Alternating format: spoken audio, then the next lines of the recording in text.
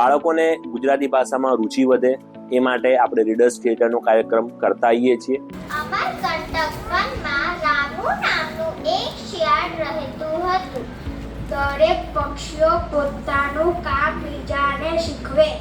સિંહ બોલ્યો, ભાઈ અપરાધ તો તે કર્યો જ છે, એટલે દંડ તો ભોગવવો જ પડશે.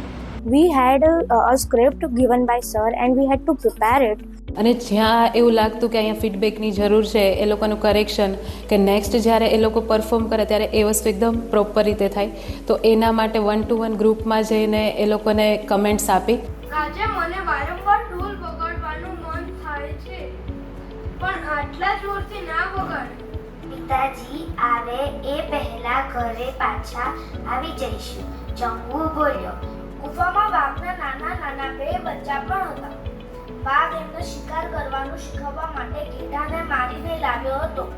રીડર્સ થિયેટર દરમિયાન બાળકો ગુજરાતી ભાષાના તળપદા શબ્દો જાણ્યા, સાથે સાથે પબ્લિક સ્પીકિંગ, જે આજના જમાનામાં બહુ જરૂરી છે, એ વિશેનું પણ એમને જ્ઞાન થયું.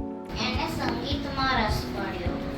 અરે ટુવાલ ન મળ્યો એનું પણ દુઃખ થયું હતું. રાષ્ટ્રની કોઈ પણ ચીજ નકામી જાય એમાં રાષ્ટ્રનું કલ્યાણ નથી. નંદુ કાગડાની વાત સાંભળીને ચંપુને ગુસ્સો આવ્યો. કોણે કર્યું છે તે તો જરા કહે, એટલે મને સમજણ પડે ને. એમને તો કેટલા બધા કામો હોય. કહે છે કે મોડે તો એ મોટી હાકડાની શુક્લકડી શરીરવાળા હતા, અને ઠંડી પછી શું થાય? ના ગજેન્દ્ર ના, બાપુજીને તો ઠંડીની પડી ન હતી. જહાંગીર ન્યાય વધાય છે, બોલ અતિ અનમોલ, ભૂતાનના ઇતિહાસમાં કોઈ ના એની તોલ. હા, પૂજા પાઠથી માણસ પોતાની વૃત્તિઓને એક સ્થળે રાખીને એક ચિત્તે વિચાર કરતો થઈ શકે છે. Readers Theatre is an activity where all the students improve their reading skills. અલગ અલગ હાર્ડ વર્ડ્સ ને એવું બધું શીખવા મળ્યું, અને એના મીનિંગ્સ પણ.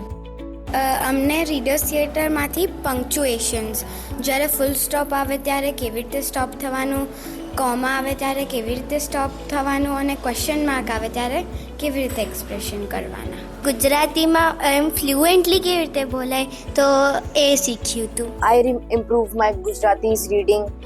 અમારું સ્ટેજ ફિયર દૂર થયો. રીડર્સ થિયેટરમાં અમારું જે ટીમ વર્ક છે, જે કોર્ડિનેશન છે, એ પણ વધે છે.